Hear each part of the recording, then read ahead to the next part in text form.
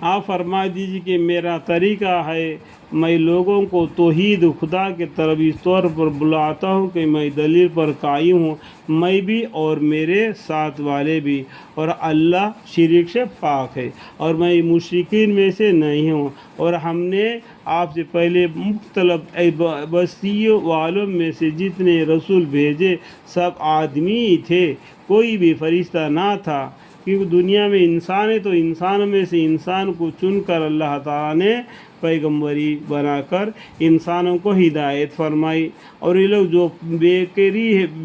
فکری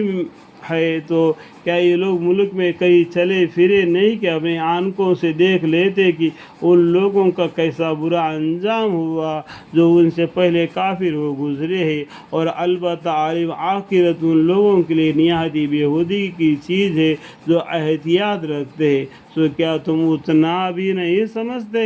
یہاں تک کہ جب پیغمبر اس بات سے مایوس ہو گئے اور ان پیغمبروں کو گمان غالب ہو گیا کہ ہمارا فاہم نے غلطی کی کہ ان کو ہماری مدد پہنچی، پھر اس عذاب سے ہم نے جس کو چاہا وہ بچا لیا گیا، اور ہمارا عذاب مجرم لوگوں سے نہیں ہٹتا۔ اور انبیاء سابقین اور کے قصے میں سمجھدار لوگوں کے لیے بڑی عبرت ہے، یعنی پیغمبروں کے قصے میں اور انبیاء اور عام سابقین یعنی صحابوں کے قصے میں بھی،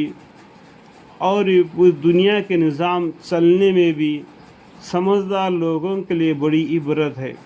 تو سمجھ کر قرآن کو پڑھیں گے تو معلوم پڑ جائے گا کہ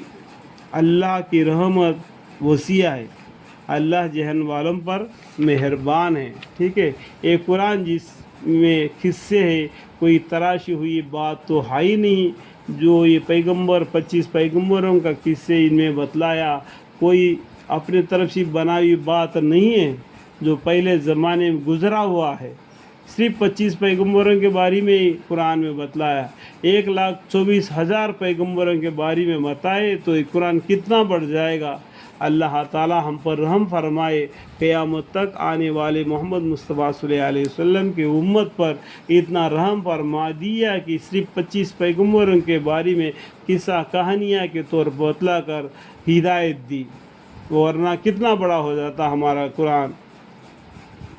یہ اللہ کا احسان ہے، ہم کو اتنا ہی علم دیا جتنا علم قیامت تک کے لیے ضروری ہے۔ ایک قرآن جس میں قصے ہیں، کوئی تراشی ہوئی بات تو ہے ہی نہیں کہ اس سے عبرت نہ ہوتی، بلکہ اس سے پہلے جو آسمانی کتابیں ہو چکی ہے یہ ان کی تصدیق کرنے والا ہے، یعنی اس سے پہلے کی کتابوں کی بھی ایک قرآن تصدیق کرتا ہے۔ ان سب کا معنی اس قرآن کے اندر نچوڑ ہے، اور ہر ضروری بات کی تفصیل کرنے والا ہے، اور ایمان والوں کے لیے ذریعہ ہدایت اور رحمت ہے۔ اللہ تعالی ہمیں اور آپ کو ان باتوں کو سمجھنے کی اور اعمال کی توفیق عطا فرمائے، اور قرآن شریف کی تلاوت کے درمیان میں مالی سمجھنے سمجھانے کے درمیان میں تھوڑی سی بھی غلطی کچھ ہو گئی ہو تو ہمیں معاف فرمائے۔ وآخر دعوانا الحمدللہ رب العالمین۔